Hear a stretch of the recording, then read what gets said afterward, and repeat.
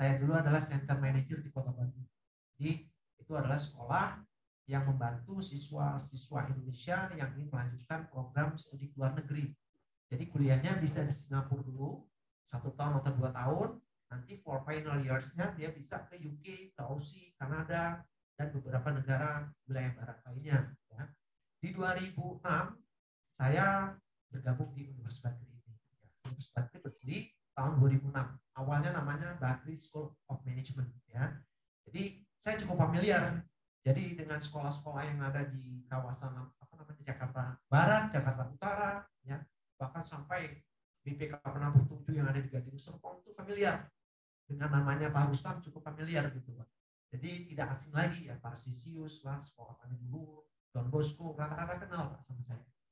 Nah, hari ini saya berkesempatan juga menjadi moderator yang kebetulan tadi saya sudah sampaikan narasumbernya adalah Mas Abdurrahman. Bisa dilihat ini adalah CV-nya ya. Beliau lahir di Jakarta 23 September tahun 1994. Berarti masih muda ya. Masih cukup muda. Sudah berkeluarga belum Mas Aman? Oh, sudah ya. Sudah berkeluarga. Kemudian nah istrinya sudah ada Mbak Jurgina Sandra Putri ya. Anak sudah 1, pendidikannya dari SD sampai universitas semuanya di Indonesia.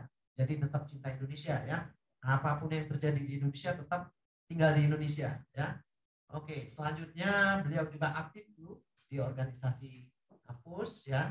Kemudian juga sempat menjadi pengurus di HMSI ya, Sistem Informasi UB 2018 sampai sekarang Ketua Yayasan Amanah Masjid Pedesaan ya. Kemudian tahun 2000 sampai sekarang anggota pengurus divisi Termit Control ya. ASPAMI ya, Asosiasi Perusahaan Pengendalian Hama Indonesia, artinya udah nasional ya, levelnya udah nasional. Kemudian Ketua Yayasan Amanah Mulia Yatim. Jadi tidak hanya sibuk dengan bisnis, ternyata kalau kita lihat dari CV-nya ini Mas Aman cukup care sama anak-anak yatim. Jadi anak-anak yang sudah tidak punya bapak atau ibu ya, dia cukup care dengan hal-hal seperti itu juga. Nah, ini cukup menarik adik-adik. Karena pada umumnya kalau kita lihat orang sudah menjadi pebisnis itu kayaknya sulit untuk bisa ingat sama orang-orang yang ada di bawah. Dia hanya fokus bagaimana dia sukses itu dinikmati sendiri.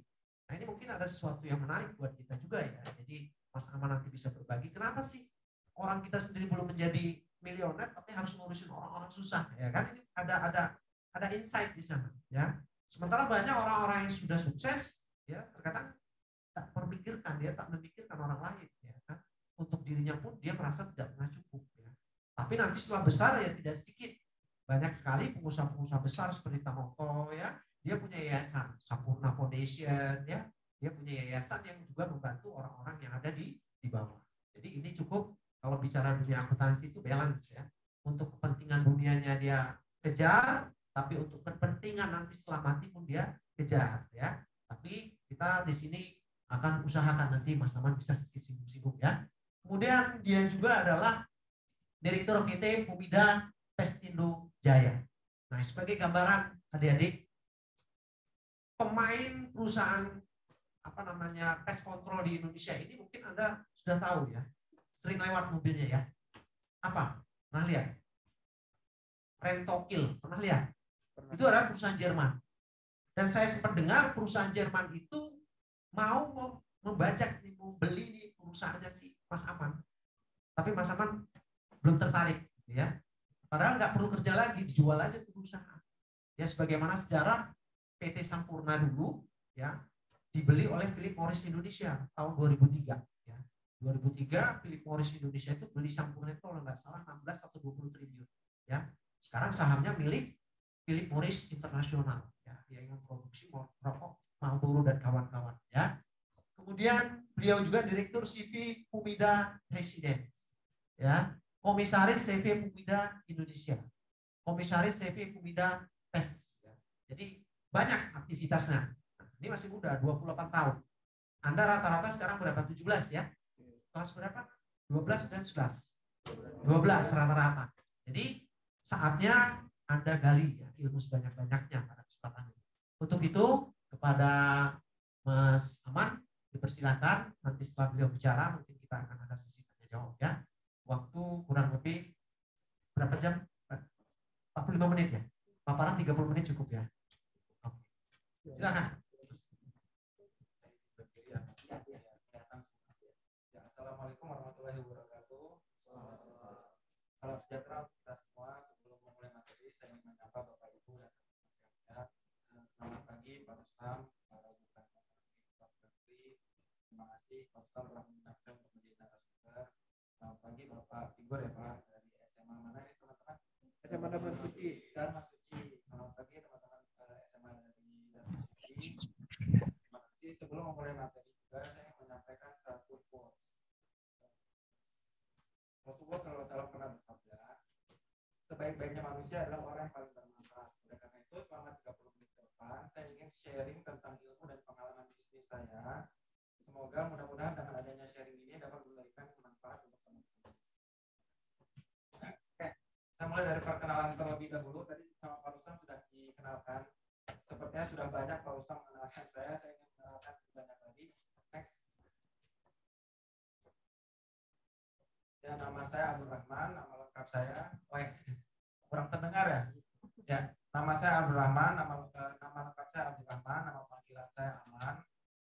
Ini supaya namanya tidak terlalu mainstream, karena kadang-kadang kalau namanya Abdul Rahman, kalau nggak Abdul Rahman sama Aman. Jadi saya harus buat Pak Rustam nama saya Aman, supaya teman-teman bisa ingat gitu nama saya. Nah, saya juga masih muda, tadi Pak Rustam sudah menjelaskan, umur saya masih 28 tahun, jadi belum kepala 3, ingin mendekati kepala 3. Ada Instagram saya @amanbilai, kalau teman-teman mau follow silakan, karena saya banyak juga di Instagram itu sharing terkait tips bisnis dan investasi. Saya sekarang kesibukannya itu ada di 4 entitas. Yang pertama adalah PT Fumida Pestindo Jaya, yaitu adalah usaha utama saya sebagai direktur. Yang kedua, saya aktif di DPP Asmami sebagai pengurus. Jadi DPP Asmami ini adalah sebuah asosiasi perusahaan pengendalian hama Indonesia, yang di mana ada 750 perusahaan terdaftar di asosiasi tersebut, dan saya aktif sebagai pengurus. Yang ketiga, saya aktif di Yayasan Amanah Mulia Yatim, yaitu bergerak di panti asuhan. Jadi Yayasan Panti Asuhan, alhamdulillah sekarang ada 13 anak ya, terdiri dari anak yatim, yatim piatu, dan anak terlantar. Jadi bagi teman-teman Bapak Ibu sekalian memiliki informasi terkait anak-anak terlantar, bisa menghubungi Yayasan Amanah Mulia Yatim, Instagramnya juga ada.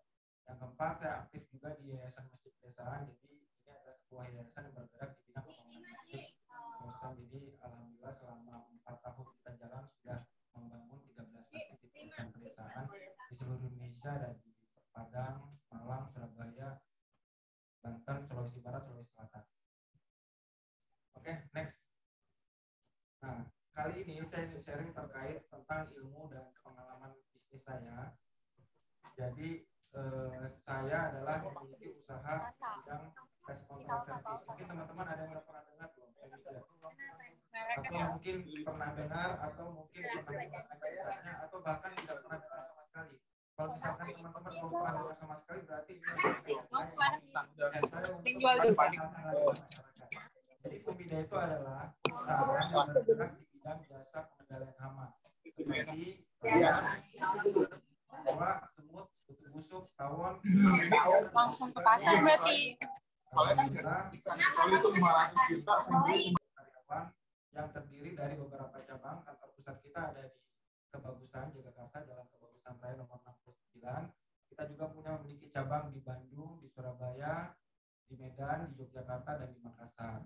Nah, adapun pangsa pasar kita Fumida itu antara lain residensial, komersil, hotel, restoran, kafe, pabrik. Jadi saya yakin kalau misalkan perkantoran atau universitas bakti sekalipun, Pak Rustam, saya yakin pasti ada memiliki vendor pest control. Cuma saya nggak tahu vendor pest controlnya siapa. Jadi selain residensial, komersil, hotel, restoran, kafe, pabrik, kita bisa mengerjakan. Jadi misalkan teman-teman punya, atau orang tuanya, atau sekolahnya, kantornya memiliki masalah terkait hama, itu biasanya bisa menggunakan vendor-vendor seperti kita. Vendor namanya pest control, jadi jasa pengendalian hama atau jasa pembasmi hama. Makanya Pak Rustam, kalau perusahaan-perusahaan kayak kita tuh disebutnya simatupang, siang malam tunggu panggilan. Jadi teknisi kita datang ke lokasi kantor tersebut atau lokasi rumah tersebut untuk mengendalikan hama. Misalkan teman-teman di rumah ada rayap bisa panggil Fumida, nanti Fumida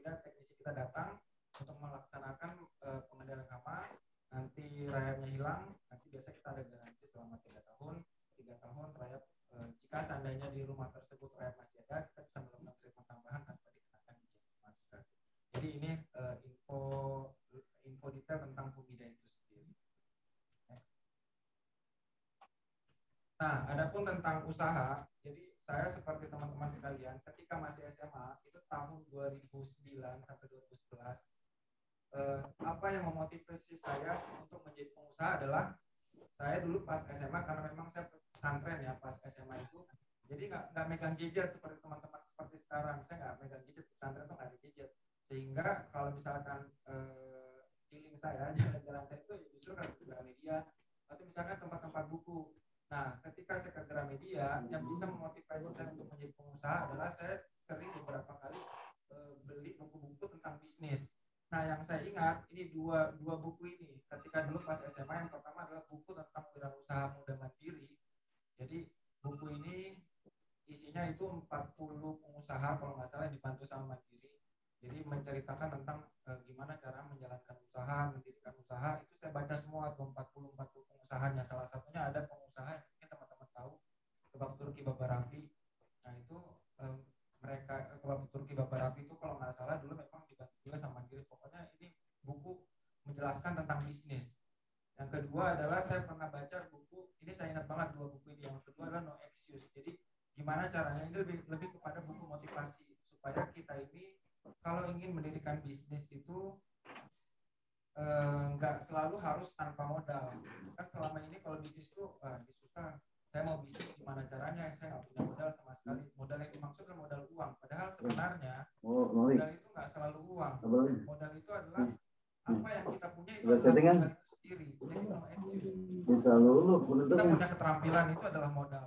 Misalkan jago matematika atau misalkan jago misalkan bisnis konsultan keuangan, atau misalkan teman-teman yang jago desain, jago jiwa seni, kan banyak tuh sekarang kan banyak jasa desain apa, jasa desain misalkan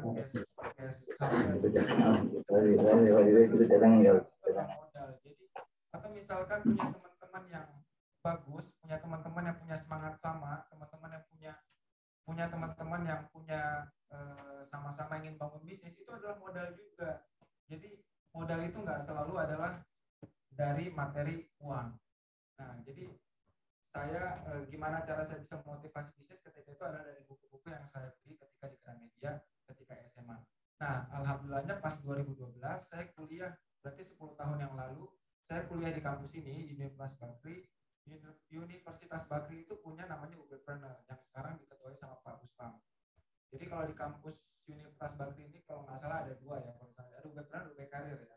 Jadi memang nggak mengharuskan mahasiswa itu ingin menjadi pengusaha. Kalau misalkan teman-teman memang ingin mengejar karir, itu bisa fokus nanti di UBkarir. Tapi kalau misalkan mau fokus menjadi entrepreneur atau pengusaha, itu bisa gabung nanti di inkubator bisnis, di sini namanya UBpreneur. Jadi saya benar-benar Pak Rustam, saya merasa beruntung dulu pernah kuliah di sini 10 tahun yang lalu, karena saya benar-benar di UBpreneur itu dibimbing untuk menjadi seorang pengusaha.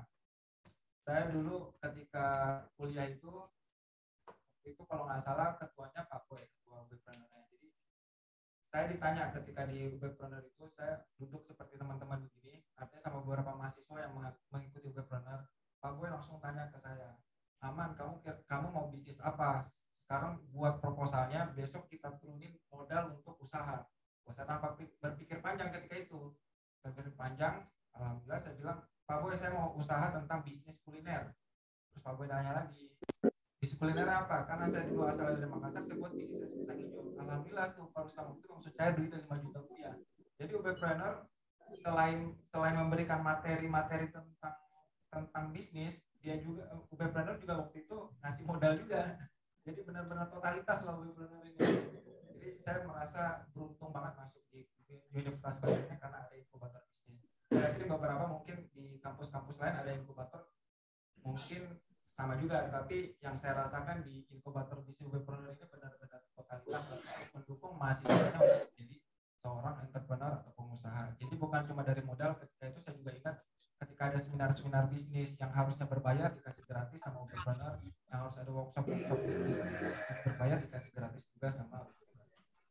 Nah, jadi tips pertama adalah menurut saya, jika teman-teman ingin motivasi bisnis adalah sering baca buku, artikel, atau di zaman sekarang yang sudah terbuka, Sosial media. Ya, sama CV-nya. Jadi satu sama CV.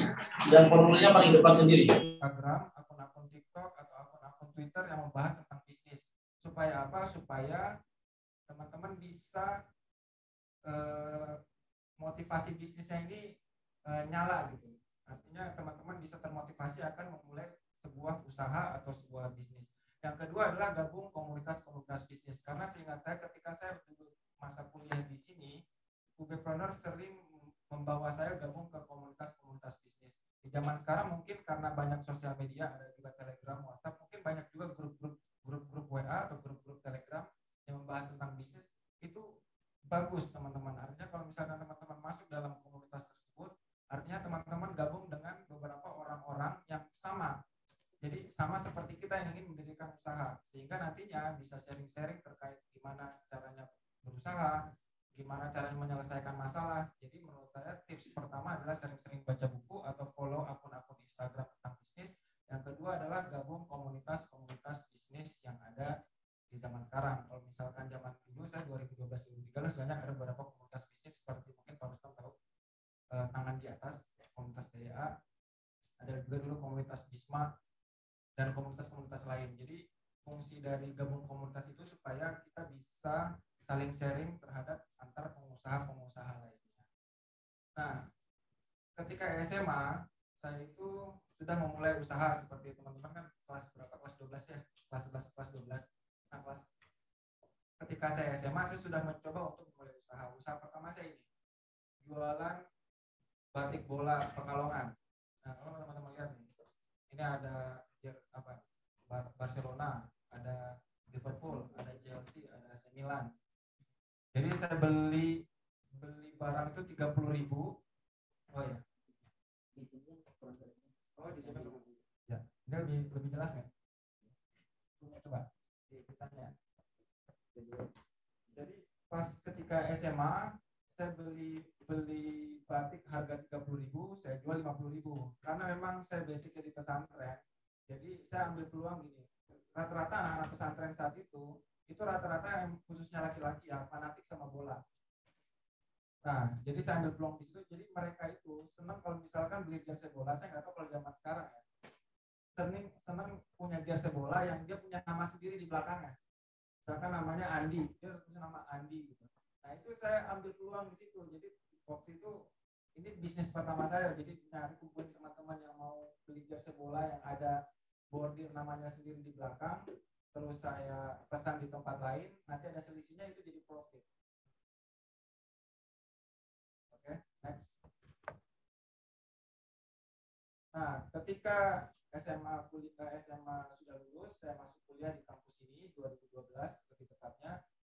Nah, yang tadi saya ceritakan bahwa UBpreneur mendukung saya untuk menjadi pengusaha. Saya diberi modal sama UBpreneur ketika itu 5 juta rupiah dan saya membuat proposal bisnis tentang es pisang hijau, sehingga es pisang hijau ini sempat jalan. Ini foto saya ketika 10 tahun yang lalu nih, ada gerobaknya di depan ruang 12 kalau nggak salah, masih kurus banget.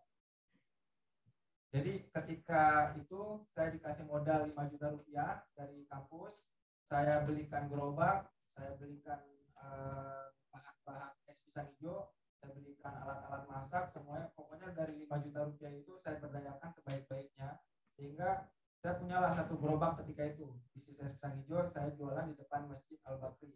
Jadi kalau misalkan satu kawasannya ada Masjid Al-Bakri, kawasan namanya Menteng Atas.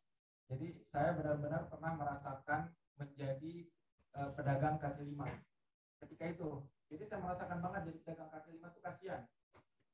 Kenapa kasihan? Karena untung gak seberapa, punglinya banyak. Punglinya banyak. Kalau di kampung-kampung, preman itu badannya kekar, wajahnya galak, ototnya kuat. Tapi kalau di Jakarta, premannya beda, Pak Rustam. Premannya udah berbaju organisasi. Saya nggak mau sebut merek, tapi ada lah.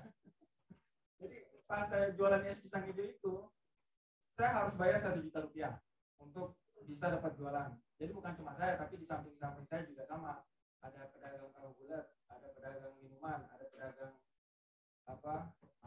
ketoprak, bebek bakar, banyak deh. Pokoknya satu kawasan di situ tuh kalau mau jualan bayar 1 juta rupiah. Terus ada lagi uang bulanannya. Uang bulanan alasannya apa ya? Uang keamanan kalau nggak salah. Uang keamanan 300.000 rupiah.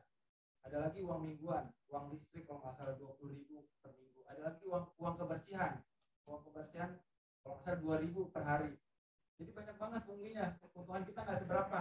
Bahkan saya ingat banget, saya di Masjid Al-Bakri itu kan bersampingan sama tukang parkir motor. Saya menjual satu cup itu harganya kalau nggak salah dulu 7.000 rupiah apa 8.000 rupiah. Pokoknya satu HPP-nya 3.000 atau 4.000 rupiah. Sehingga keuntungan saya satu cup itu 3.000 rupiah. Yang beli itu paling 1 jam 1 orang atau 2 jam 1 orang. Tapi kalau saya lihat tukang ini yang parkir motor, kayaknya setiap 5 menit dia dapat 2.000, setelah 2.000. Saya bilang saya mending jadi tukang parkir motor aja. Akhirnya nggak berjalan lama. Ekspedisi ini kalau nggak salah bertahan 3 atau 4 bulan. Karena ternyata banyak juga masalahnya. Saya kan pernah jualan juga selain di Masjid Al-Bakri, saya jualan di sini di kampus. Jadi kalau di kampus metodenya self service Pak Rustam.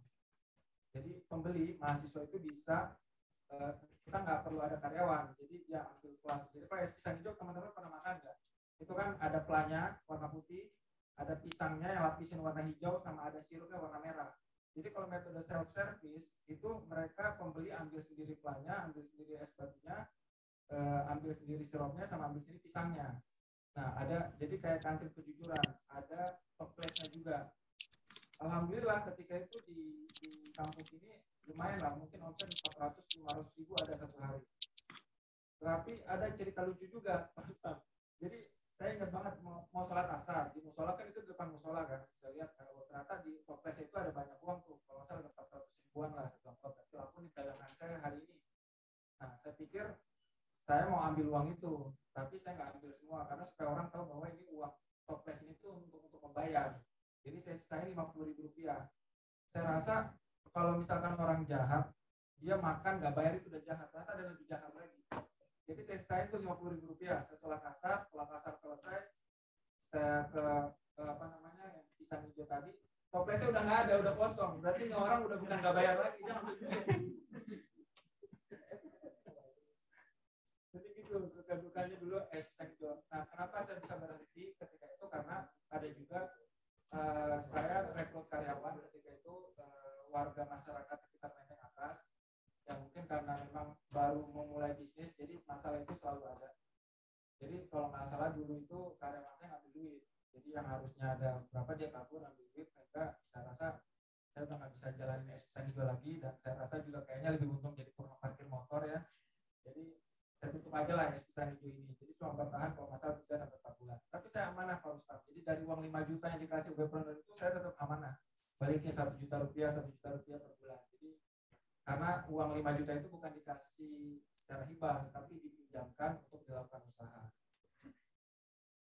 Jadi gitu perjalanan saya dulu es pisang hijau ini bisnis ketika awal kuliah 3-4 bulan jalan, akhirnya bangkrut, dan akhirnya setelah itu saya mencoba bisnis usaha-usaha lain. Jadi sebelum dapat Pumida ini saya sudah menjalankan usaha mungkin belasan usaha lah. Belasan usaha saya coba dan akhirnya menemukan bisnis Pumida, dan bisnis Pumida ini ketika 2015 saat itu dan ternyata menurut saya bagus, profitable, akhirnya itu yang saya jalankan sampai sekarang sudah berjalan selama 3 tahun.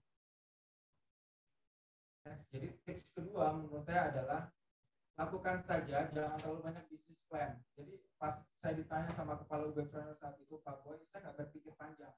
Oh, bisnis apa? Bisnis kuliner apa? Es pisang hijau. Karena saya waktu itu dalam pikiran saya, karena saya orang Makassar, saya coba jualan es pisang hijau. Karena benar banyak teman-teman saya juga bukan menjelaskan tentang orang yang jago bisnis plan. Karena banyak teman-teman saya saat saya kuliah, itu jago banget bikin bisnis plan, itu jago kan. Kalau saya nggak tahu kalau zaman sekarang, kalau zaman dulu itu ada lomba bisnis plan. Jadi teman-teman saya itu jago banget kalau udah lomba bisnis plan, dia udah juara 1 dia pasti. Dia strateginya mantap banget, harus ini. Tapi nanti kalau udah menang lomba bisnis plan, uangnya dipakai juga bukan buat bisnis, uangnya dipakai ya buat kehidupan sehari-hari, buat nonton konser, buat segala macam. Jadi strategi bagus tapi actionnya nggak ada. Kalau saya justru waktu itu kebalikan. Bisnis plan saya nggak punya bisnis plan, saya yang penting action dulu, masalah apa belakangan itu nanti belakangan aja. Ada masalah apa strategi apa yang harus dilakukan itu urusan belakangan. Yang penting saya jalan dulu. Kenapa? Karena strategi itu saya bisa dapatkan ketika sudah jalan. Kalau misalkan belum jalan, kita nggak tahu masalah apa yang akan dihadapi, kita nggak tahu strategi apa yang harus kita lakukan. Jadi menurut saya adalah ya lakukan saja apa yang ada dalam pikiran kita. Kalau misalkan memang teman-teman mau jadi pengusaha, udah lakukan saja, nggak usah terlalu banyak bisnis plan. Nah, saya juga ingat kata-kata dari almarhum Bob Sadino bahwa beliau pernah bilang bisnis apa yang paling bagus, yaitu bisnis yang dimulai dan dibuka, bukan yang ditanyakan terus. Bukan ditanyakan terus kepada teman-teman, ini gue mau bisnis apa ya? Ada lagi ke teman yang lain, ini gue mau bisnis apa ya? Ini gue bisnis apa? Jadi ditanyain terus bisnis yang nggak jalan-jalan, akhirnya nggak jalan bisnisnya. Jadi menurut saya teman-teman yang memang ingin menjadi seorang pengusaha, ya lakukan saja dulu. Adapun bukan bisnis itu yang ingin yang akan nantinya maju, pun kita nggak tahu. Karena yang penting adalah mencoba. Bisnis A gagal, coba bisnis B. Bisnis B gagal, coba bisnis C. Bisnis C gagal, bisnis D. Sampai nanti akhirnya teman-teman menemukan titik atau bisnis yang tepat buat teman-teman itu sendiri. Ketika saya pun seperti itu. Bisnis pisang hijau gagal, bisnisnya gagal, bisnis gagal. Kita mencoba bisnis usaha tentang pest control, alhamdulillah jalan, dan itulah yang saya sampai sekarang jalankan sampai sekarang. Jadi tips kedua adalah lakukan saja. Bisnis plan boleh bagus, tapi yang paling penting adalah actionnya. Jadi jalankan saja bisnis yang ingin dijalankan. Adapun nanti strategi dan masalah itu urusan belakangan. Next. Oke, jadi setelah saya bangkrut di es pisang hijau, ketika itu saya mencoba bisnis lain. Saya pernah buka jasa live streaming. Jadi tahun 2013-2014 itu saya ingat Instagram tidak seperti sekarang yang ada live-nya, YouTube juga tidak ada live-nya. Jadi saya ambil peluang di sini live streaming event. Jadi karena saya lulusan sistem informasi, jadi saya paham sedikit lah tentang live streaming. Jadi customer saya itu misalkan ada orang yang menikah, tapi dia punya teman-teman di luar negeri, dia bisa nonton secara langsung. Kalau sekarang enak, udah ada YouTube live, jadi nggak perlu lagi pakai jasa live streaming. Kalau zaman dulu saya lumayan tuh. Jadi misalkan ada orang nikah, saya kasih harga misalkan 7 juta atau 8 juta, mau dia. Kita saya jalani live streaming. Jadi teman-teman yang di luar negeri tinggal nonton secara langsung di website yang kita udah buat. Atau misalkan event-event nasional juga bisa. Jadi misalkan ada event di Jakarta, orang-orang yang ada di Makassar, orang Surabaya, orang Jogja itu bisa nonton secara langsung. Alhamdulillah jalanlah sekitar beberapa bulan. Tapi setelah itu ya sepertinya tidak terlalu banyak pasarnya, sehingga saya mencoba bisnis lain. Saya juga pernah pernah bisnis jasa membersihkan gedung. Nah tadi teman-teman lewat belakang atau lewat depan? Dari sini lewat belakang ya, lewat depan. Atau teman-teman lihat di depan itu ada pemanjat tebing nggak? Ada tuh pemanjat tebing. Nah saya dulu ambil peluangnya di situ. Jadi pas saya kuliah di sini, saya ngobrol-ngobrol sama orang-orang yang suka manjat tebing di depan. Jadi biasalah kalau mahasiswa kan kalau udah selesai kuliah suka ngobrol-ngobrol ke depan tuh, namanya apa sih lunch kalau nggak salah ya, asing di depan. Itu ngobrol-ngobrol tuh, saya tanya-tanya aja tuh orang-orang yang manjat-manjat tebing. Ternyata dia dari FPPI DKI Jakarta kalau nggak salah, Federasi FPTI bukan FPPI, Federasi Pemanjat Tebing DKI Jakarta. Nah dari saya ngobrol-ngobrol itu akhirnya muncullah usaha jasa membersihkan gedung, karena dia kan bisa manjat tebing, kalau saya kan nggak bisa manjat tebing. Jadi dia bisa manjat tebing, dan ternyata saya tawarin, ini kira-kira kalau bikin usaha, saya kan sering lihat, kalau mungkin teman-teman sering lihat di gedung-gedung itu yang gelantungan kayak Spiderman. Nah itu namanya apa ya? Drop akses tali. Nah saya tanya tuh orang FPT itu, kira-kira Anda bisa nggak gantungan di gedung supaya kita bisa membersihkan kaca gedungnya, karena saya sering lihat. Belum bisa itu, itu ya udah kita kerja sama bareng aja. Alhamdulillah ketika itu kerja sama bareng tuh sama FPTI DKI itu, kalau nggak salah saya ketemu bendahara FPTI DKI. Dan akhirnya berjalan, jadi beberapa klien kita ada, jadi ada gedung yang kotor, kacanya kotor, ACP-nya kotor, kita bersihin pakai itu, kerjasama sama PTI, tinggal bagi hasil berapa persen, profitnya itu bisa saya ambil. Namun ya karena namanya usaha nggak selalu berjalan lancar, sehingga saya juga gagal di usaha tersebut.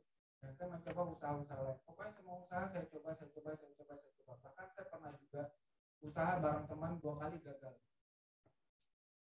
2 kali gagal di industri yang sama, industri pest control. Nah ini juga tips juga sih menurut saya, boleh diambil boleh tidak, karena kalau namanya bisnis bareng teman itu perlu harus hati-hati juga, karena namanya uang itu sensitif. Jangankan teman, saudara juga kadang-kadang uang itu sensitif, makanya banyak kasus mungkin masalah warisan ada yang sampai bunuh-bunuhan atau segala macam. Jadi uang itu sensitif. Ketika kita bisnis bareng dengan teman itu mesti diperhatikan benar-benar. Kalau bisa sendiri itu lebih baik menurut saya ya. Tapi kalau orang lain silakan saja. Menurut saya kalau bisa dilakukan sendiri itu lebih baik. Kenapa? Karena ketika bisnis bareng, ya mungkin ketika awal-awal bisnis kita semangatnya Indonesia Raya. Tapi nanti kalau ada uangnya, udah sayonara tuh.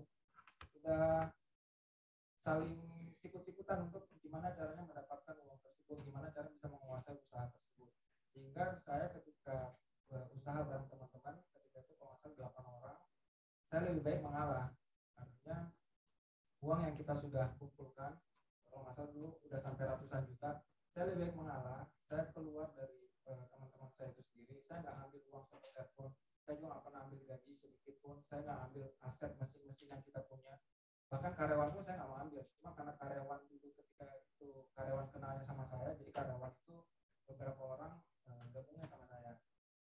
Jadi saya ketika itu memulai lagi bisnis dari nol lagi, karena menurut saya itu lebih baik ketimbang saya harus bertahan dengan teman-teman saya itu. Jadi saya lebih baik memilih ambil keputusan mulai lagi dari nol untuk mulai bisnis baru dengan modal yang apa yang kita punya. Jadi modal itu nggak selalu melulu tentang uang. Jadi usaha bareng teman 2 kali gagal. Jadi tips ketiga menurut saya adalah ini boleh diambil boleh tidak, karena mungkin banyak diperdebatkan. Jadi menurut saya bisnis kecil termilik sendiri itu lebih baik ketimbang bisnis besar tapi dengan orang lain. Kalau misalkan statusnya kerjasama itu nggak apa-apa, itu justru bagus dan itu harus. Karena kita punya bisnis, kita kerjasama dengan orang lain itu harus. Kalau nggak kerjasama kita nggak dapat uang, kita nggak dapat profit, kita nggak dapat proyek, kita nggak dapat kerja. Tapi kalau misalkan bisnis yang lama, artinya usaha entitas perusahaan, kalau misalkan mau dijalankan dengan teman sendiri, itu mesti diperhatikan baik-baik. Jangan sampai ya terjadi yang saya bilang tadi, ketika mulai usaha bisnis sama-sama nol, sama-sama nggak punya uang, semangat, tapi nanti pas udah ada uangnya ya bisa saling sikut-sikutan. Jadi menurut saya, kalau saya lebih baik saya bisnis sendiri tapi kecil daripada bisnis bareng teman-teman tapi udah besar. Nah itu teman-teman bisa ambil keputusan. Ya ini mungkin bisa diambil boleh tidak. Jadi pas 2015 saya mendirikan Fumida, itu belum menjadi sebuah perusahaan, jadi hanya sebagai brand saja. Fumida, jasa pembasmi hama, jasa pembasmi rayap, jasa pembasmi tikus. Ini kontrakan saya dulu di Menteng Atas di belakang kampus. Jadi saya mendirikan di kontrakan ini dan saya tidak memiliki karyawan sama sekali ketika itu. Karena memang nggak punya apa-apa kan, uang nggak punya, semua masih nggak punya, karena saya keluar dari tempat saya benar-benar hampa banget, nggak punya apa-apa. Jadi saya self-employed. Nah, gimana caranya memberdayakan apa yang kita punya? Ketika memang nanti ada pekerjaan, misalnya saya mesin nggak punya, ya mesin bisa disewa dulu. Tinggal kontak teman-teman yang punya usaha sama, ya kan mesinnya bisa disewa nggak? Bisa. Kita bisa disewa, jadi nggak perlu beli mesin dulu ketika itu. Teknisi gimana untuk pekerjaan? Nggak punya. Karyawan ketika itu saya nggak punya. Akhirnya ya bisa dibayar freelance itu bayar harian. Kantor gimana? Kantor juga nggak, apalagi kantor nggak bisa bayar kantor ini kontrakan kantornya. Artinya saya memberdayakan apa yang memang saya punya saja. Jadi self-employed itu saya mencoba menjadi semua bidang yang saya coba. Saya menjadi customer service karena ketika orang telepon saya angkat telepon. Saya menjadi seorang admin. Ketika orang telepon saya lakukan penjadwalan dan saya buat penawaran. Saya juga menjadi seorang sales karena ketika orang telepon buat penawaran dan saya harus survei lokasi. Dan saya juga harus menjadi sebuah teknisi karena freelance. Saya juga mencoba semuanya tuh, jadi customer service iya, jadi admin iya, jadi sales iya, jadi teknisi iya. Saya juga ada di bawah, ada yang ini juga, ada yang penagihan, Pak Ibu udah bayar belum? yang kasih format jadi CS, jadi admin, jadi sales, jadi teknisi, jadi keuangan. Karena menurut saya jadi pengusaha juga harus seperti itu. Jadi kita harus bisa merasakan seluruh divisi yang ada supaya kita mengetahui proses bisnis yang akan kita jalankan. Kalau misalkan teman-teman nggak tahu, misalkan nggak ngerti cara angkat telepon atau sebagai customer service, atau kita nggak ngerti tentang administrasi, nggak ngerti tentang keuangan, takutnya nantinya ketika bisnis itu sudah jalan, kita gampang ditipu sama karyawan kita. Jadi menurut saya tips berikutnya adalah ya kita harus mengetahui atau kita harus menguasai di beberapa bidang-bidang tersebut di dalam dunia bisnis. Jadi tips keempat adalah tidak ada bisnis yang langsung besar, nikmati prosesnya. Bisnis tidak selalu modal uang, tapi yang penting jalani saja dulu, karena modal itu nggak selalu uang, pokoknya itu modal semua dari kalian punya kesehatan itu aja udah modal, karena nggak banyak loh orang yang sehat setiap hari, ada mungkin yang sehatnya itu orang itu sakit-sakitan sehingga nggak bisa produktif dalam usianya. Ada juga yaitu keterampilan itu modal, semua itu modal. Jadi modal itu nggak selalu uang, modal itu modal dalam bentuk uang itu akan datang dengan sendirinya ketika kita sudah menjalani bisnis tersebut. Yang ketiga adalah tadi break dulu Pak sebentar. Jadi pengusaha harus mengetahui seluruh bidang agar paham dengan proses bisnisnya yang dijalankan. Jadi kita harus mengerti tentang keuangan, kita ngerti tentang administrasi, marketing, operasional. Kita nggak harus mengerti 100% full, tetapi setidaknya kita mengetahui sedikit saja tentang divisi tersebut. Kenapa? Tujuannya supaya tadi kita tidak ditipu sama karyawan sendiri. Karena pengalaman saya sampai sekarang pun ketika saya menjalankan Fumida ada beberapa kasus karyawan karena saya tidak mengerti full tentang divisi tersebut, sehingga gampang ditipu oleh karyawan kita. Jadi menurut saya ketika kita belajar tentang bisnis, ada baiknya kita belajar juga tentang divisi-divisi bisnis itu sendiri, mulai dari mungkin kemarin Pak Ruslan udah belajar juga tentang keuangan, tentang pemasaran, tentang ini semua dipelajari. Jadi bisnis itu nggak selalu melulu tentang produk, bisnis itu nggak selalu tentang pemasaran. Bisnis itu ya produk, pemasaran, keuangan, operasional, semuanya harus dipelajari supaya teman-teman bisa lebih paham tentang bisnis itu sendiri yang dijalankan. Pas 2015 akhirnya saya mendirikan PT Fumida Bisnis Wijaya. Selama setahun saya belum bikin PT, jadi hanya Fumida saja, customer residensial. Nah ini tips juga bahwa teman-teman yang sudah menjalankan bisnis, alangkah baiknya bisnis kita itu dibuat menjadi sebuah perusahaan. Jadi badan hukumnya jelas. Kenapa? Karena ini banyak banget manfaatnya. Jadi jangan hanya saja bisnis tanpa menjadi sebuah perusahaan. Kenapa? Karena pertama, ketika sudah menjadi sebuah perusahaan, sudah menjadi sebuah badan hukum, itu lebih keras di mata customer, sudah pasti. Yang kedua, itu bayar pajak, sudah pasti juga. Jadi kita menjadi seseorang yang taat sama negara kita. Yang ketiga, agar bisa mendapatkan customer yang komersil, customer proyek besar. Kalau misalkan teman-teman nggak membuat sebuah perusahaan, maka perusahaan juga akan manggil teman-teman. Yang dipanggil nanti ya residensial yang kecil-kecil. Nanti nggak bisa dapat proyek ratusan juta, nggak bisa dapat proyek miliaran atau triliunan. Kan nggak mungkin. Perusahaan, misalkan perusahaan sekelas misalkan Astra atau perusahaan besar di Indonesia ini, jika seandainya mereka manggil vendor atau mereka ingin membeli produk, dia akan mengusahakan vendor atau produk tersebut yang memang sebuah perusahaan juga, jadi bukan perorangan. Artinya langkah baiknya teman-teman, jika seandainya sudah mendirikan sebuah usaha, itu dibuat badan hukumnya menjadi sebuah perusahaan. Jadi ini tentang kantor kita yang kedua, kantornya juga masih di gang kecil, lokasinya di Gang Guru di Lenteng Agung, Jakarta Selatan. Karyawan kalau nggak salah dulu masih 3 orang. Mobil pun saya masih belum ada, jadi mobil masih bisa sewa. Nah, jadi pertanyaannya gimana caranya bisa dapat customer? Nah, tadinya saya nggak punya karyawan sama sekali, tapi punya karyawan menjadi 3 orang. Gimana caranya bisa dapat customer? Jawabannya adalah digital marketing. Jadi kita ini beruntung teman-teman. Kita ini lahir di generasi milenial yang semua informasi sudah terbuka. Mumpung nggak tahu kalau zaman Pak Ruslan Pak Figur belum ada Google, belum ada Instagram, belum ada Facebook, belum seperti sekarang lah. Jadi internet, Google, YouTube, Instagram, Facebook itu diberdayakan. Dengan cara apa? Dengan cara digital marketing. Gimana caranya kita bisa mengenalkan produk kita ke orang lain? Kalau kita sendiri nggak bisa memasarkan. Sekarang udah enak banget, udah ada sosial media. Mungkin zaman Pak Ustaz dulu Yellow Pages kayak gitu.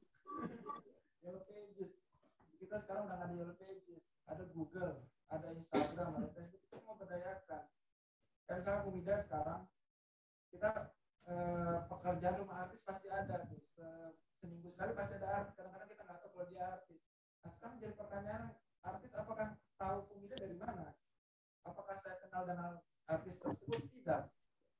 Mereka tahunya dari mana? Mereka tahu dari Instagram, mereka tahu dari Google, mereka tahu dari YouTube. Itu yang kita berdayakan supaya produk teman-teman, jasa atau usaha teman-teman bisa dikenalkan sama orang banyak. Jadi digital marketing itu penting banget. Nah, jadi teman-teman mumpung masih muda itu bisa dipelajari gimana cara Facebook, gimana caranya. Jadi sosial media yang kita punya itu diberdayakan sebaik-baiknya supaya kita tuh bisa menghasilkan usaha yang bagus. Belajar Instagram Ads, belajar Google, nama SEO, ada SEM, YouTube Ads dan lain-lain itu dipelajari dengan sebaik-baiknya supaya apalagi sekarang kan ada TikTok, gimana caranya kita bisa jualan, orang itu bisa mengenal produk-produk kita dan bisa membeli produk-produk kita. Ini lakukan digital marketing. Nah, adapun digital marketing tips kelima ya tadi ya, digital marketing yang bisa kita jalankan pertama ada SEO. SEO itu search engine optimization. Jadi gimana caranya kita punya usaha, itu harus punya website. Kalau usaha punya website berarti itu ketinggalan zaman, kita di 2022 mesti punya website, mesti punya website, mesti punya sosial media. Nah, kalau udah punya website, nah nanti dipelajari gimana cara website kita itu bisa tampil di Google. Jadi kalau misalkan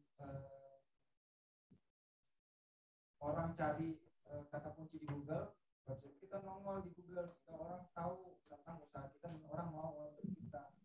Yang kedua ada namanya Google Ads. Sama kita intinya bayar ke Google, gimana cara kita bayar ke Google supaya usaha kita lebih dikenal.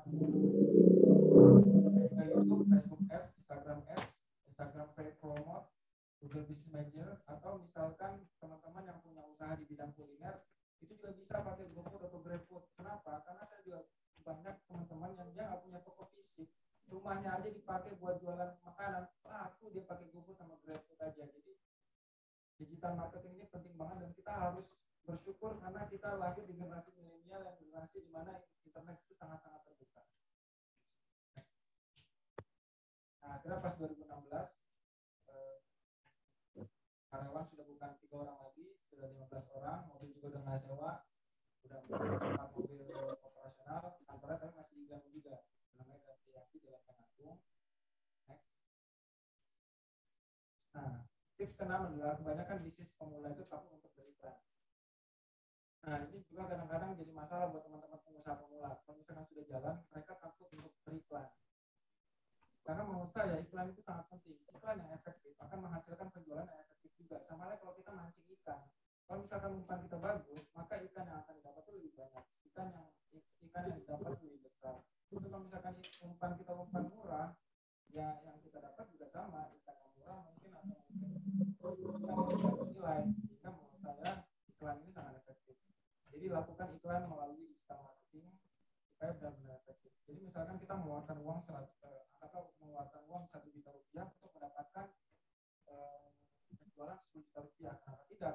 Daripada pemikiran yang kalau ada yang gratis, kenapa kita harus bayar? Kalau misalnya gratis tapi ternyata penjualan 5 juta, atau misalnya dengan bayar 1 juta menghasilkan 10 juta, mending yang mana? Mending yang kita bayar 1 juta menghasilkan 10 juta daripada yang gratis menghasilkan cuma 3 juta. Kalau bisa, ketika teman-teman sudah mulai bisnis, maka bisnisnya harus dilakukan dengan digital marketing. Nah, alhamdulillah pas 2018 kantor kita sudah bukan di gang lagi. Kantor kita sudah di Jalan Jakarta, jumlah karyawan sudah 40 orang. Ketika itu mobil juga sudah berkembang dari 4 menjadi 1 mobil dan sudah mulai berkembang lah ketika itu 2018. Nah, jadi bisnis itu harus selalu membuat inovasi dan mengikuti perkembangan zaman. Ketika bisnis itu tidak dilakukan dengan inovasi, maka bisnis itu akan mati dengan sendirinya. Seperti teman-teman ketahui dulu pas zaman 2012 itu tren HP BlackBerry. Sekarang BlackBerry sudah mati. Kenapa? Karena dia nggak melakukan inovasi terhadap komputer itu sendiri. Sehingga kita harus melakukan inovasi Sama seperti ojek konvensional. Ojek konvensional sekarang kalah sama ojek online. Taksi konvensional kalah sama taksi online. Bahkan toko-toko baju di Tokopedia sama di Shopee itu lebih ramai daripada toko-toko baju di Tanah Abang. Artinya apa? Kita harus go online atau inovasi terus. Nah, ketika pandemi, Umida juga kemarin kan pandemi itu sangat apa ya? Sangat membunuh banyak usaha-usaha yang ada, termasuk Umida sebenarnya. Karena customer menurun, tapi kita membuat inovasi karena waktu pandemi melihat alat penyemprotan disinfektan dengan penyemprotan nyamuk itu sama, jadi kita pakai alat yang sama, kita bikin baru, bikin usaha baru namanya penyemprotan jasa disinfektan, sehingga alhamdulillah Umida masih bisa melewati pandemi tersebut, tidak tergerus sama pandemi. Jadi kita selalu inovasi. Nah, 2020 kemarin baru 2 tahun yang lalu, alhamdulillah akhirnya Umida sudah memiliki kantor yang lebih layak ketimbang sebelum-sebelumnya. Karyawan saat itu juga sudah 60 orang, mobil operasional juga sudah 15 mobil operasional. Gambar. Nah, ini ada semacam video bisa di video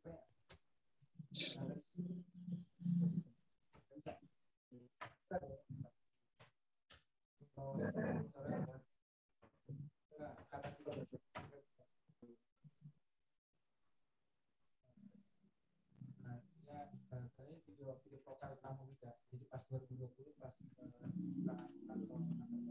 Intinya adalah saya di situ nikmati saja prosesnya.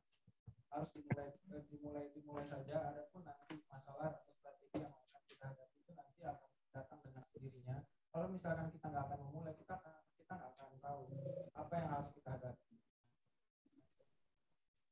Jadi kesimpulannya sekalian, pertama adalah tadi bisnis itu harus dijalankan, harus action, jangan ditanyain terus bisnis apa yang bagus, bisnis apa, atau jangan terlalu banyak bisnis plan. Bisnis itu udah jalanin aja dulu, bisnis yang bagus adalah bisnis yang dijalankan. Kata almarhum Bob juga bukan bisnis yang ditanyakan terus. Adapun strategi masalah udah urusan lain, penting jalan dulu. Adapun kalau misalkan nggak sesuai sama passionnya atau misalkan bisnisnya nggak bagus, nggak apa-apa, cari lagi bisnis yang lain sampai kalian menemukan titik di mana bisnis itu cocok sama Anda. Yang kedua adalah modal uang bukan segalanya. Jadi berdayakan apa yang kita miliki.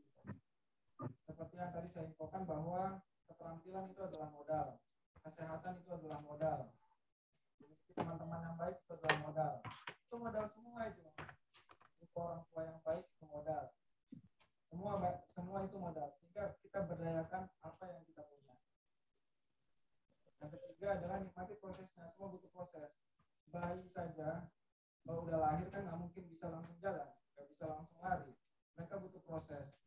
Dari lahir itu pasti cuma baring. Untuk supaya dia bisa berdiri dia butuh proses, namanya dia harus duduk dulu. Duduk juga kadang-kadang harus sender, nggak bisa langsung duduk. Nanti udah bisa duduk, baru nanti bisa berdiri. Udah bisa berdiri, bisa berjalan. Sudah bisa berjalan, bisa berlari. Jadi semua butuh proses. Jadi teman-teman nggak ada usaha yang tiba-tiba langsung besar. Usaha itu butuh proses dari kecil menuju besar. Seperti perusahaan-perusahaan yang besar seperti sekarang ada Gojek, ada Tokopedia, itu semua butuh proses. Mereka butuh proses. Nggak bisa tiba-tiba ujung-ujung langsung besar. Sehingga kalau misalkan kita nggak memulai, gimana kita tahu itu akan berproses kan? Jadi sebaiknya mulai saja, nikmati prosesnya dan jalankan. Yang keempat adalah go online atau digitalisasi usaha atau inovasi terus. Ini juga sangat penting. Yang tadi saya bilang bahwa ojek konvensional sekarang sudah kalah sama ojek online, taksi konvensional sudah kalah sama taksi online, toko baju udah banyak banget di Shopee. Mungkin teman-teman juga sering belanja di Shopee, di Tokopedia kalah sekarang sama itu. Jadi berdayakan internet yang terbuka di sekarang itu dengan cara go online atau digitalisasi usaha atau inovasi terus usahanya. Seperti tadi ada SEO, ada Google Ads, ada YouTube, ada Instagram, ada TikTok. Mungkin untuk usaha jasa, kalau teman-teman punya usaha produk sekarang berdayakan di marketplace. Ada Tokopedia, ada Shopee, Bukalapak, mungkin Lazada dan lain-lain. Kalau misalkan teman-teman punya usaha kuliner, itu juga bisa digital marketing melalui GrabFood, GoFood, Shopee Food, kalau nggak salah sekarang ada Shopee Food dan lain-lain. Jadi berdayakan digital marketing yang ada. Oke, paling kesimpulannya itu dari saya. Terima kasih teman-teman semua. Assalamualaikum warahmatullahi wabarakatuh.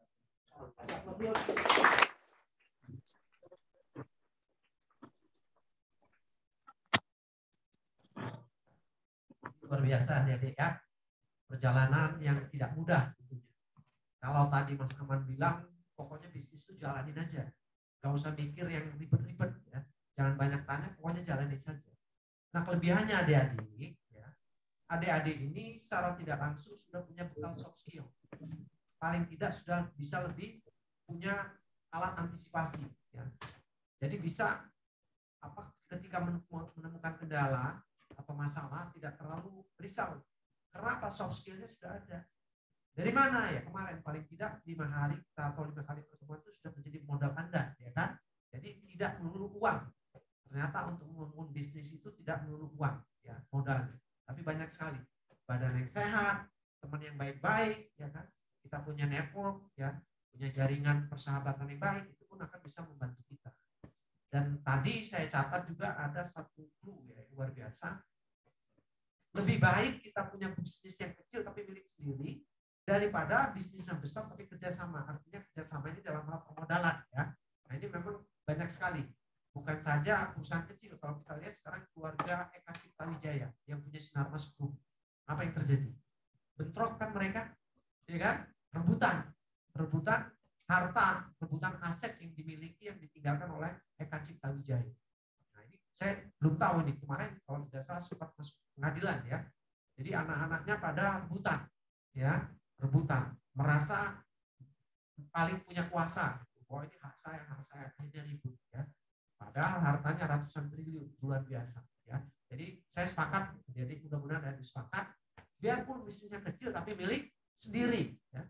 Daripada besar tapi kita harus bekerjasama dengan orang lain. Dalam konteks bekerja sama ini bukan artinya kita membatasi relasi ya. Dalam kerjasama di sini adalah penanaman modalnya, ya pemilikan modalnya itu, ya.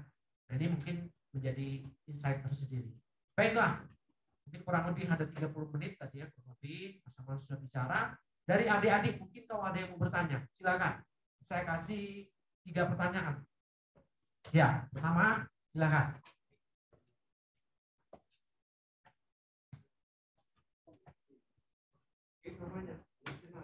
Oke, selamat siang semuanya. Perkenalkan, nama saya Johnson ya.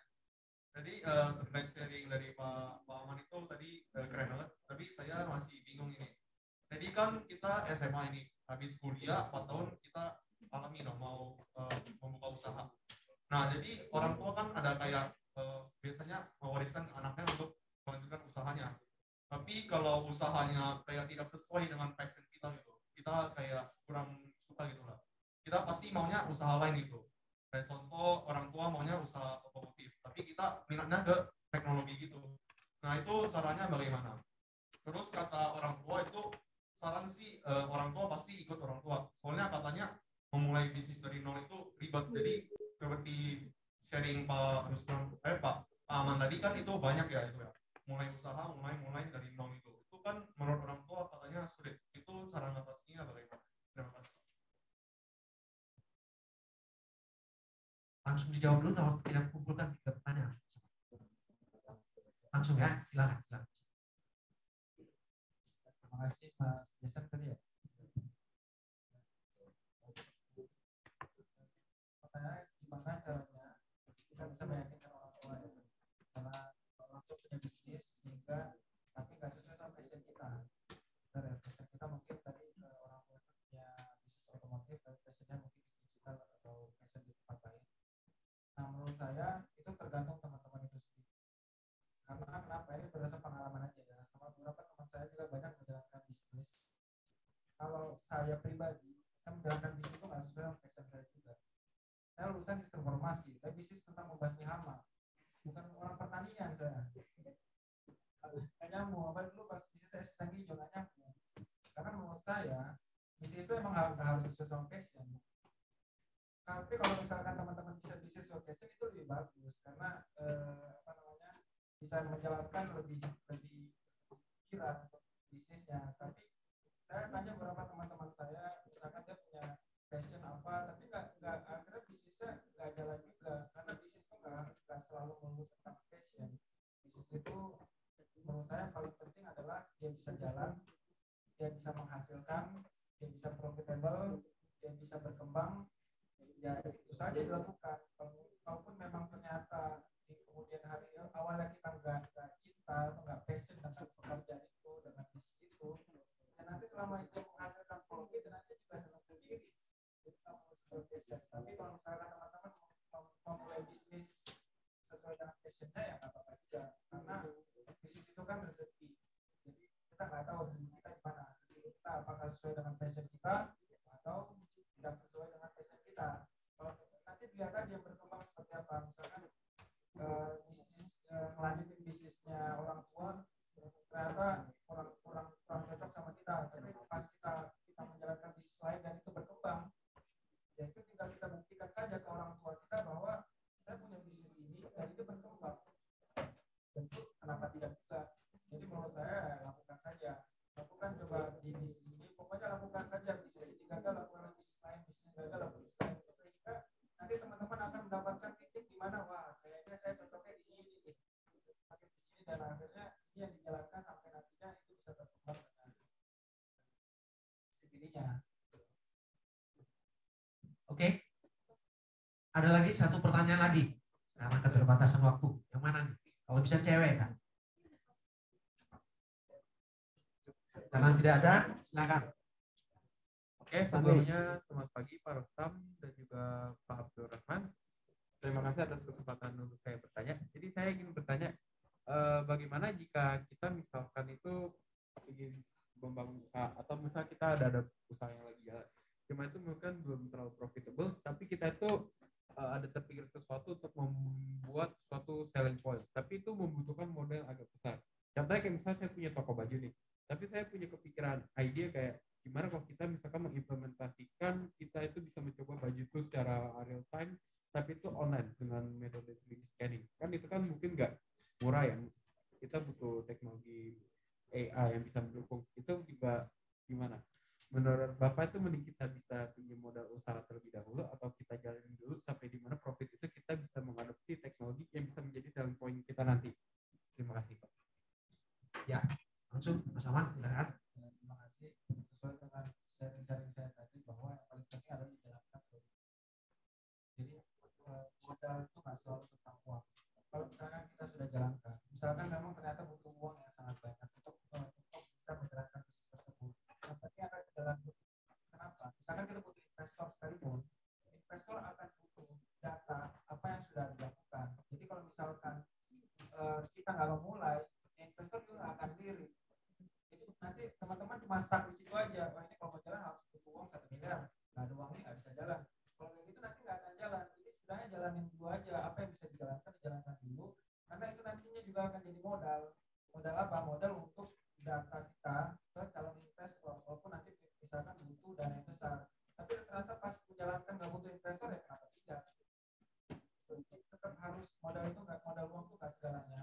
Yang penting harus jalanin dulu. Nanti kalau kita udah jalan, uang datang dengan sendirinya. Ada pun uang dari penjualan atau uang dari investor. Sama seperti halnya Gojek sama Tokopedia, waktu belum ada investor yang ratusan triliun ini, ya mereka harus jalani dulu. Mereka membuktikan ke calon-calon investornya bahwa penjualan Tokopedia sekian, user Gojek sekian, user ini sekian. Kalau misalkan nggak punya data itu, dia nggak menjalankan, ya gimana caranya dia bisa meyakinkan ke calon investor? Jadi bukan kalau misalkan kita butuh uang banyak, kita stuck begitu saja, ya udah nggak usah jalan, nggak ada yang 1 miliar. Jadi sebaiknya tetap dijalankan. Apa yang bisa kita lakukan, jalani saja dulu. Nanti kalau udah jalan, nanti uang itu akan datang dengan sendirinya. Jadi diutamakan bisnis proses ya, dan memang bisnis itu jalan, kita punya database terkait dengan customer dan sebagainya, tentu investor dengan sendirinya akan datang seperti itu Mas Ahmad ya. Baik, one more yang di belakang, siapa yang mau bertanya? Tadi kayaknya ada yang nunjuk-nunjuk cewek kayaknya ya. Ada? Atau nggak cewek juga nggak apa-apa, cowok? Nah, silakan. Sebutkan namanya ya.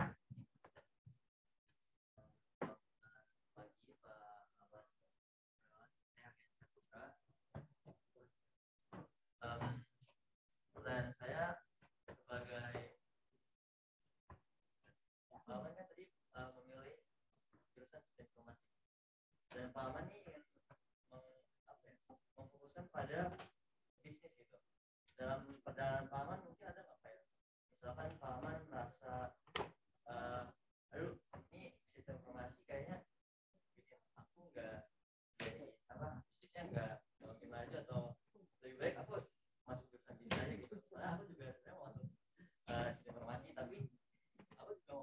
menjalankan usaha gitu. Jadi gimana kalau menurut Pak Ahmad? Makasih. Silakan Mas Ahmad. Jadi jurusannya tersesat begitu ya, tidak nyambung. Oke, silakan. Bagus. Justru saya itu sangat beruntung saya pernah kuliah di sistem informasi. Kenapa? Karena sistem informasi ini belajar tentang teknologi informasi dan tentang internet. Jadi saya mengetahui tentang digital marketing, bahkan saya bisa live streaming itu ada sistem informasi.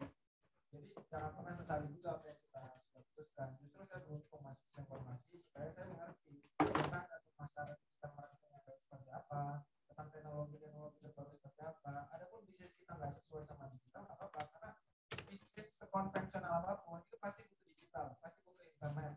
Ya tadi kan ojek konvensional sekarang udah jadi ojek online, taksi konvensional, taksi online, termasuk Umida yang saya dirikan, yang itu cuma jasa penyemprot hama, tapi gimana caranya bisa orang dapat kita punya customer banyak ya karena dari digital marketing tersebut. Sehingga saya merasa beruntung juga pernah masuk sistem informasi.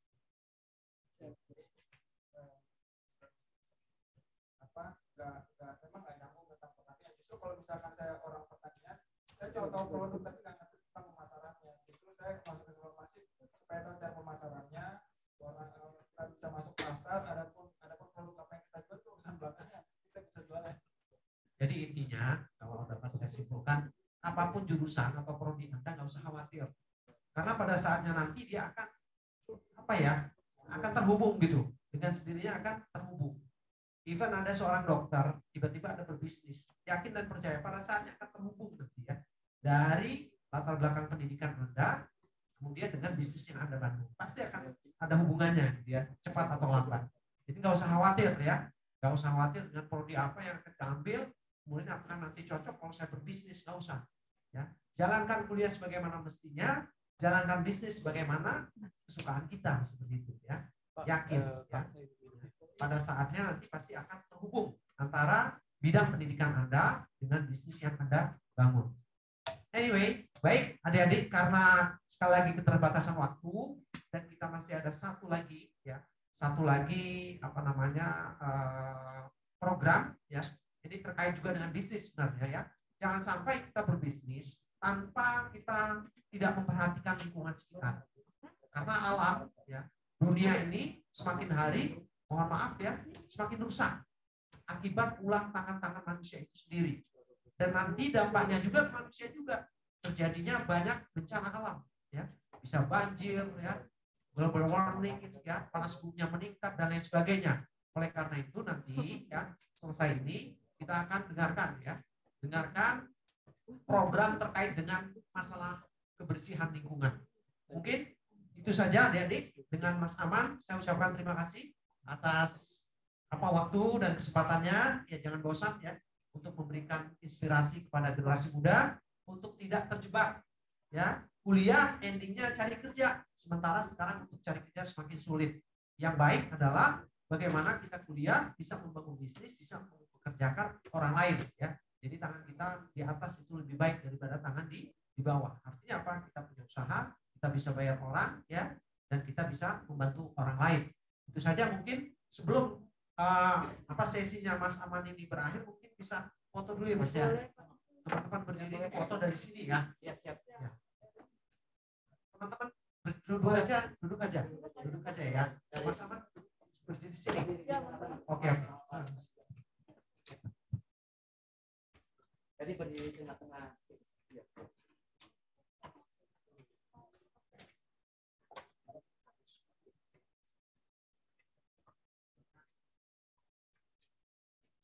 Iya.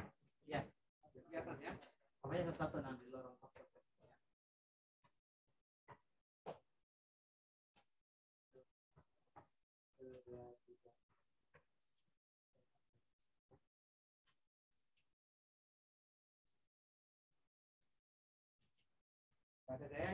Boleh diangkat tangannya semua. Cheers. Cinta. Oh, cinta. Sorry.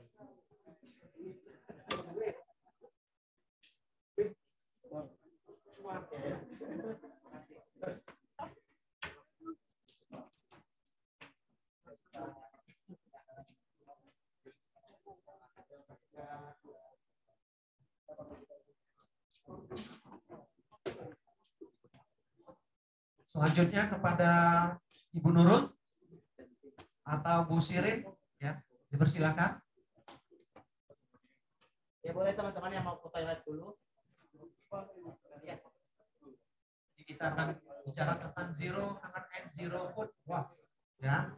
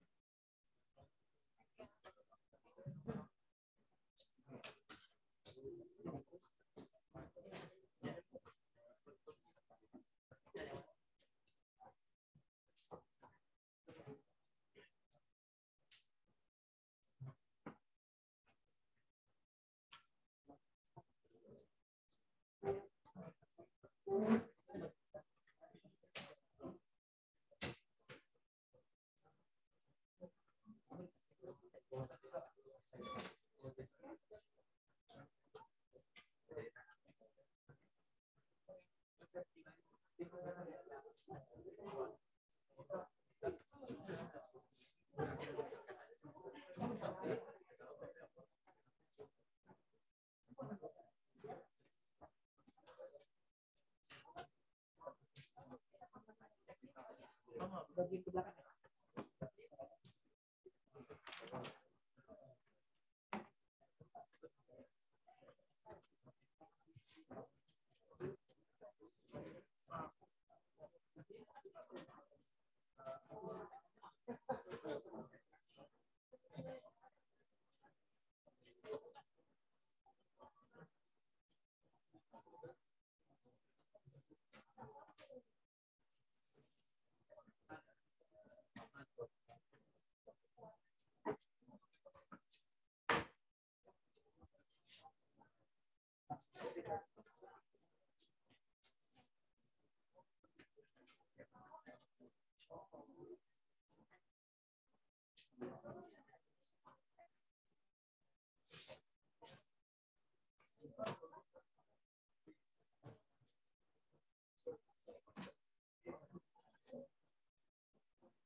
Belum mas. Depan.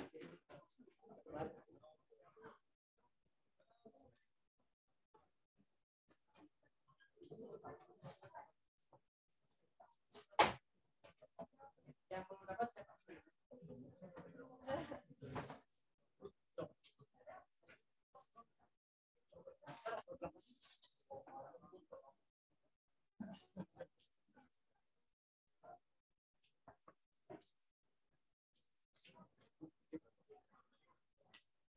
Yang paling pas toilet. Suka saja.